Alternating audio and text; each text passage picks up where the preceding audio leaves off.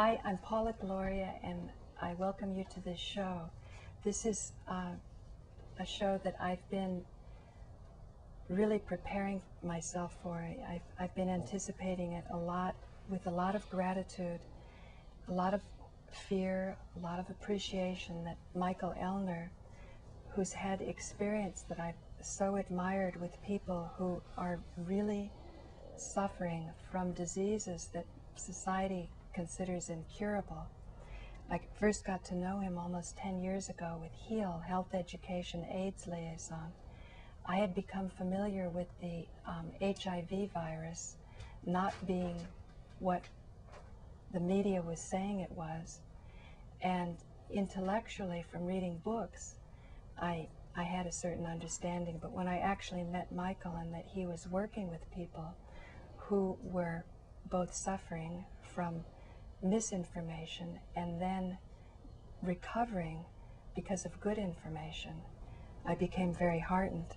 Now that my father has gotten bone cancer, I, of course, have a lot of emotion over this, and I didn't want to find out too much about it because I felt that the more I knew, the more frustrating it would be to try to relay what I was learning. But when I finally listened to Michael's show recently, it just became so glaringly evident that we're living in a society that's rather upside down. And when you try to straighten it out just through your very real connections of love that you have for your family members, you try to straighten it out as best you can. So Michael, thank you for joining me. You're welcome. I don't know how you would like to start. You've just seen a video that I shot of my father in the hospital that I knew he was interested in doing because he saw me do it with a friend of his from Greece, because he's an immigrant, and he came to this country with great expectations that a lot of the sorrows that he saw, you know, having lived through World War II in Greece when there was starvation in the streets, that this was like heaven. So I persisted on because he was having cancer taken off his spine and having a metal rod in his back, and I didn't know, in that he's in California and I'm in New York, how often I would be able to have that opportunity. So thank you for watching that. I was delighted to watch it. I was hoping it would have offered some insights into how he felt about his treatments and what his thoughts were about his future. That would have given me some more insights in how I might help you help him.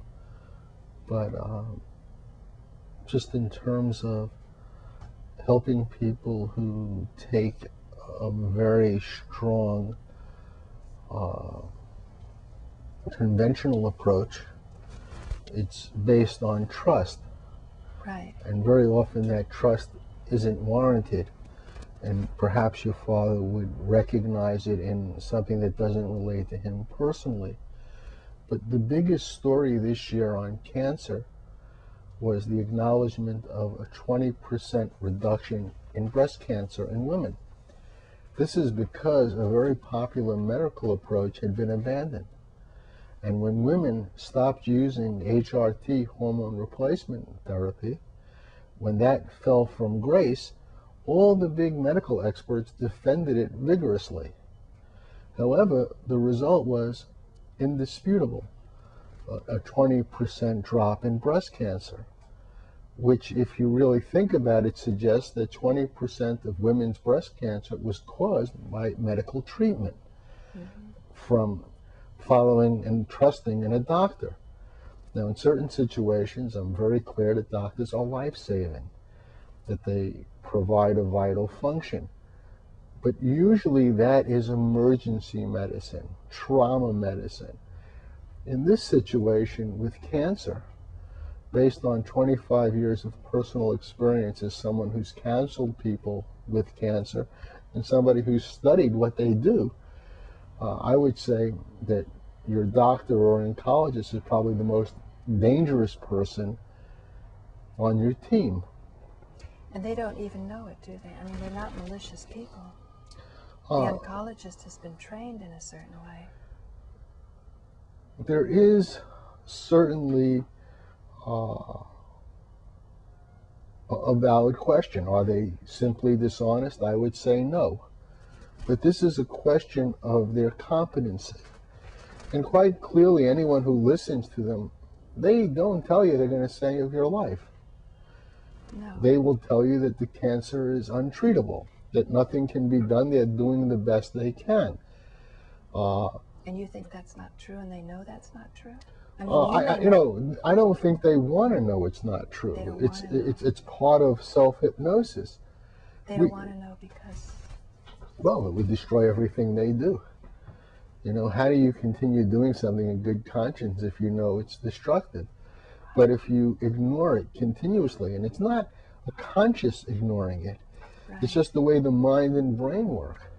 Your whole society's reinforcing that. You're a big doctor, and you're getting a lot of respect, and you're in the golf club, Medicine, and your kids are going to school. Medicine is sort of like a dictatorship. Mm-hmm. It depends on authority. If people were encouraged to make their own decisions and view doctors as simply consultants, we'd be a lot better off. But we view doctors as someone who knows something we don't. And that places us in a very vulnerable position. Now, there are some ways around it. For example, there's this man, Ralph Moss, a PhD, and he runs the Moss Reports. And he is one of the most science-minded people I've ever met. And what he does is he gets your medical records, and then he makes a report that includes every treatment known to treat this condition. In this case, he specializes in cancer.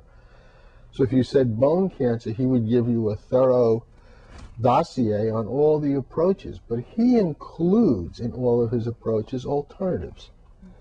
But he focuses on alternatives where there's some evidence that it works, or that there's overwhelming evidence in terms of anecdotal.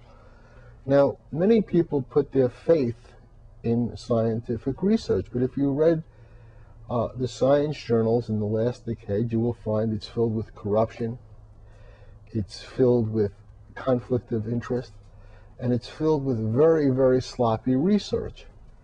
So this standard doesn't really meet the level of trust people invest in it. Whereas me, if I met someone and they said I had cancer, I had AIDS, I had heart disease, I took an alternative approach and it helped me, I would want to pay attention to that. That would be, to me, at this time and place, more real than a study conducted where the profits are in the billions of dollars and where information on the study is never available.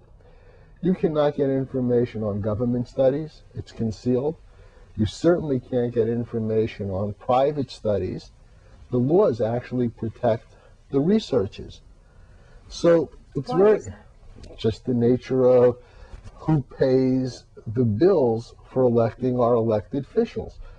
Our elected officials depend on these people to get elected.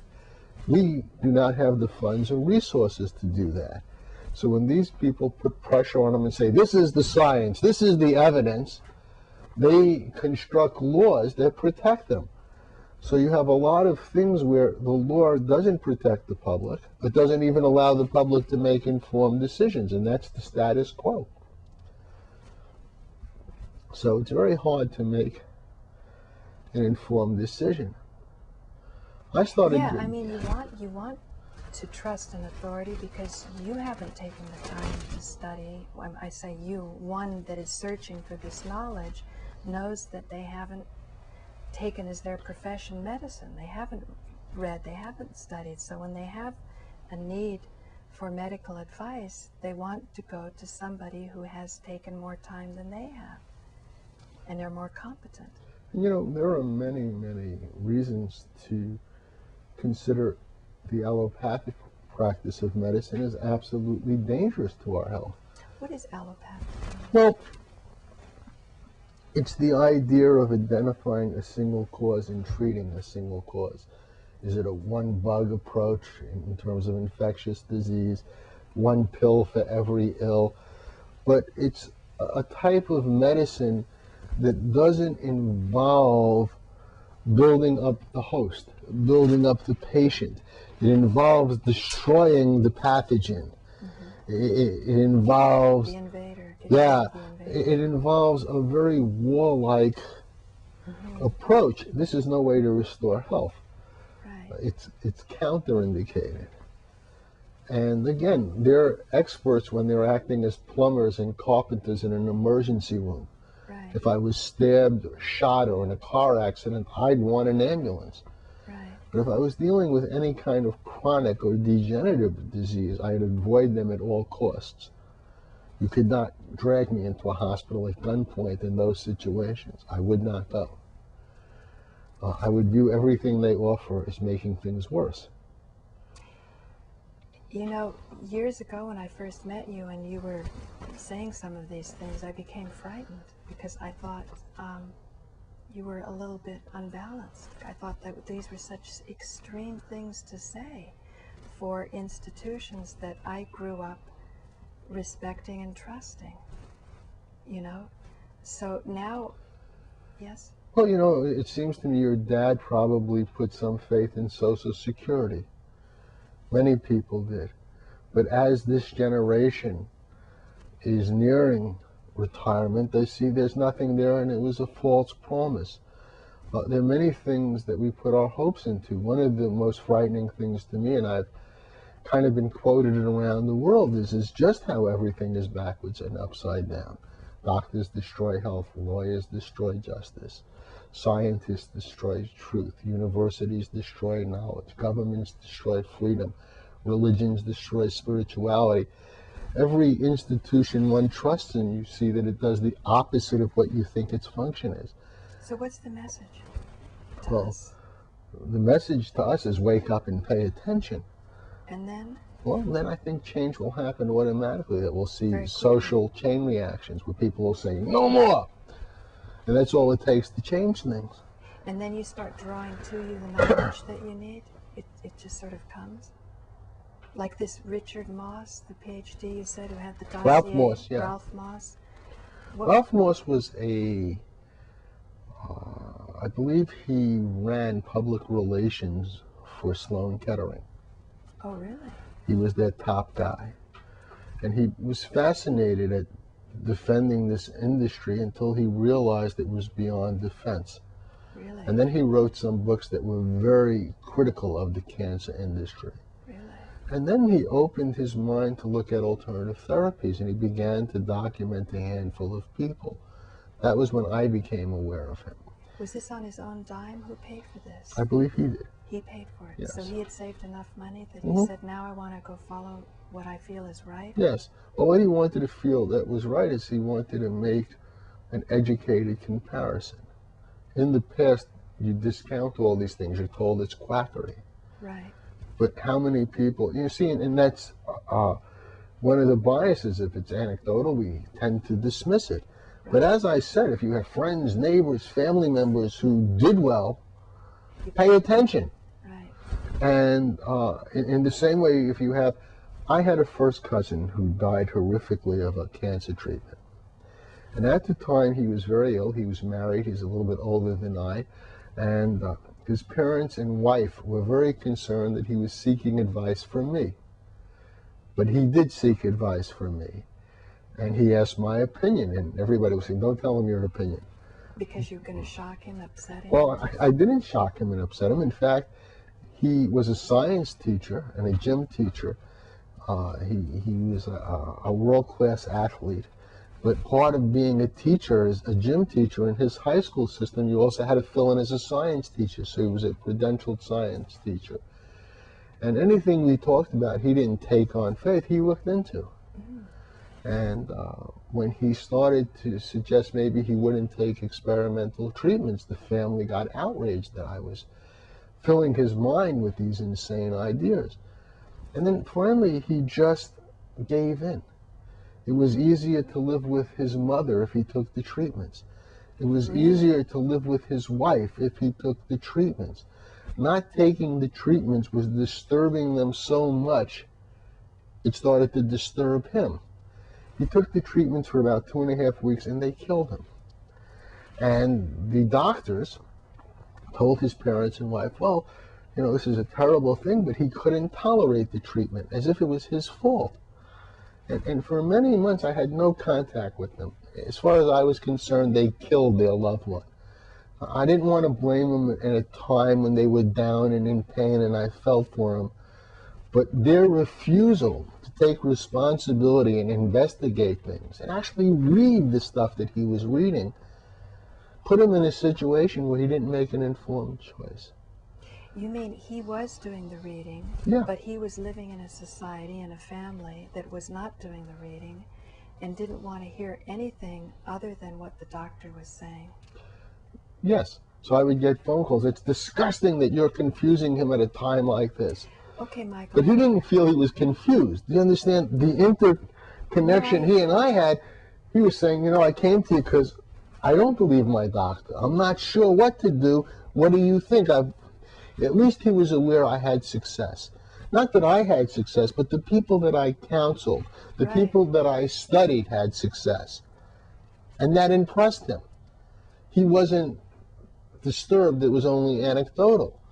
He was interested in success. Well, in this case, you're not just healing him, you're healing the whole family he's in. Well, the and family hasn't learned a thing. If it came up again, the exact same scenario would happen. No, I'm understanding what you're saying, but I'm listening really, really carefully, and I'm putting myself in your shoes because I feel in this position too, in a certain way, that you want to support people in times of grief or times of fear, because as a loved one is going down the pike, so to speak, you know, where the doctor says 2 years and so on, then everybody sort of has it in the back of their mind, and it's how do you wake people up from that? Because when you're the one that's suggesting the wake up, you tend to be the one that's attacked. Even my sister, you know, her husband at the time was a chiropractor, and he went through a vicious lawsuit. And she was able to keep her daughter from being vaccinated, but just barely. All she wanted to do was keep the child from being vaccinated, not convince anyone else in the family. And when I talked to her, I realized there's sort of a common shame that we share for being alternative people. I share no shame, and I feel no shame. My disappointment was my cousin wasn't stronger. But I understood that. He was dealing with things at his most vulnerable time.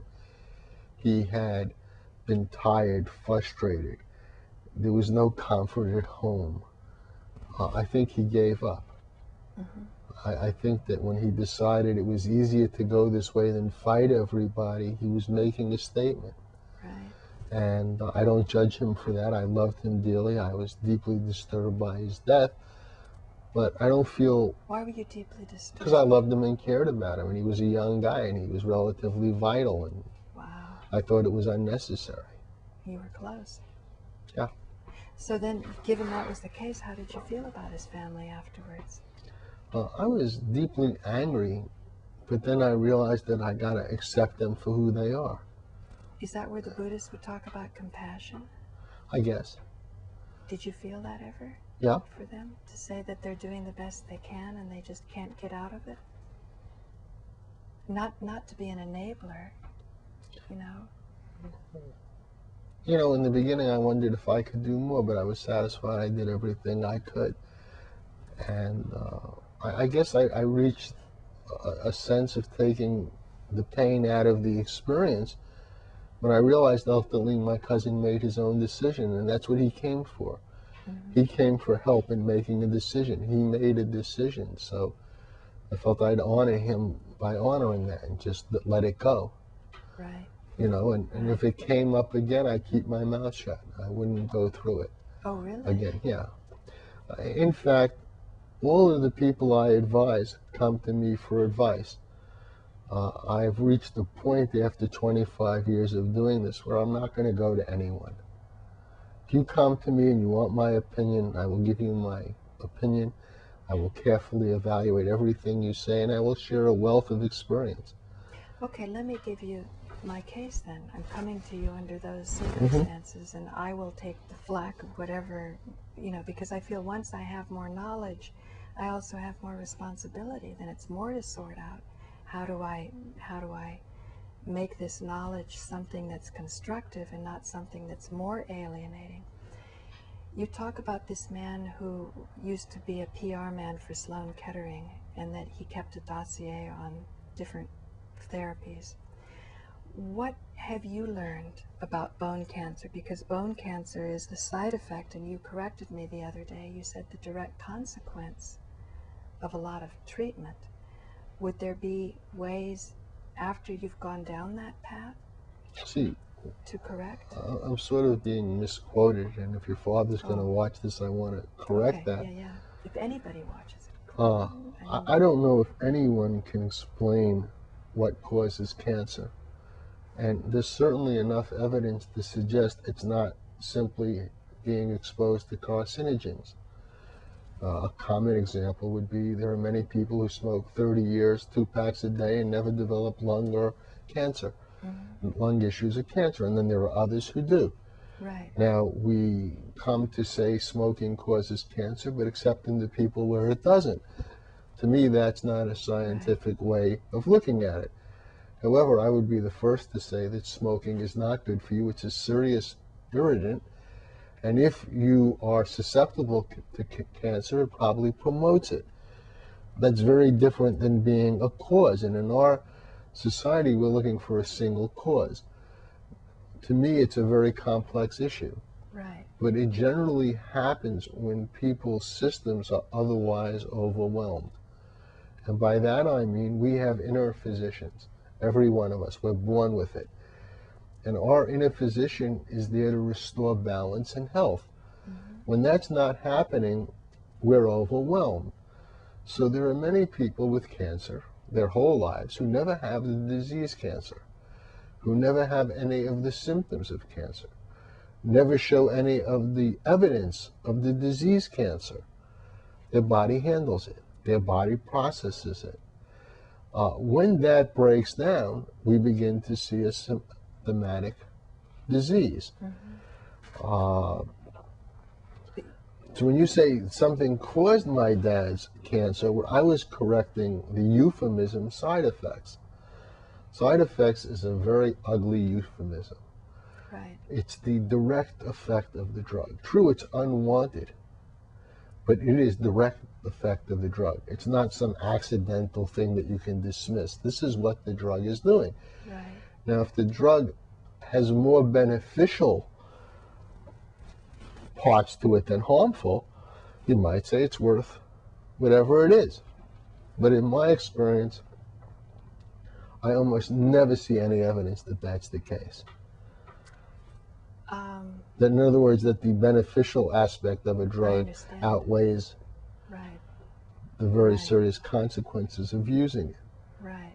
Now, earlier you were talking about that model of sort of mobilizing the body for war. You know, that there's some outside invader coming in, and that allopathy means, one symptom, one pill, and you, instead of looking at it as a totality. Allopathy sort of was introduced as a criticism of conventional medicine by the homeopaths.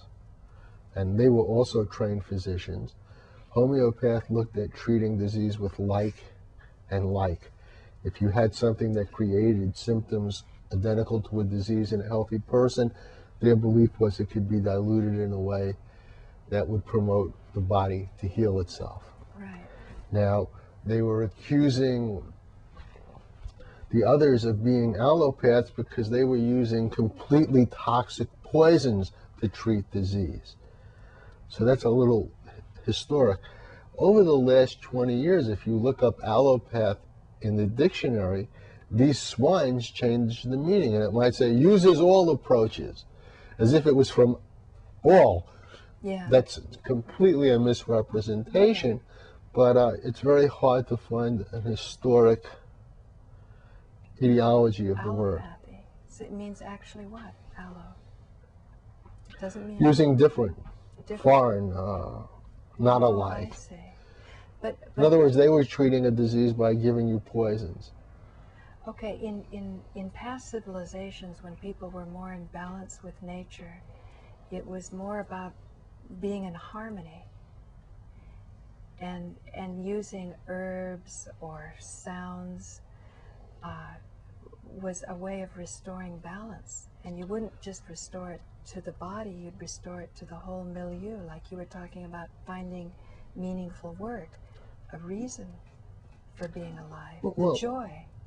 you know, one of the old things that people forget, and this is a very, very harmful forgetting, is that most people, when they have health problems, they respond generally to rest, rehydration, good nutrition, some loving care, and then a person begins to recover their health.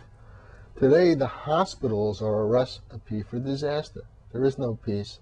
Right. It's a hostile environment. And yet There is no rest. They're always waking you up and pestering you.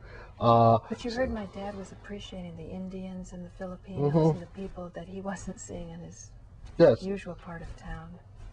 You know, he responded to that love there. But I know what you mean. In general, it's a noisy place. It's not an ideal place to recover one's health, and very few people do.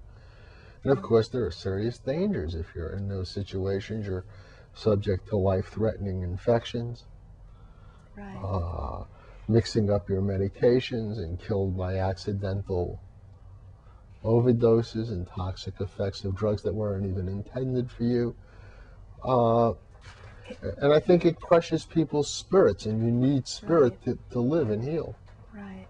Right. Well, in general, alternative therapy usually involves massage and nice, or aromatherapy, nice sounds, the bells.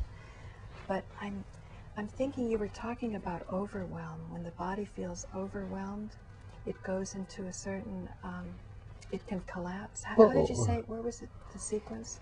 Well, that's where a person develops serious diseases. You know, it's a very way. You could talk about what causes diseases very simply.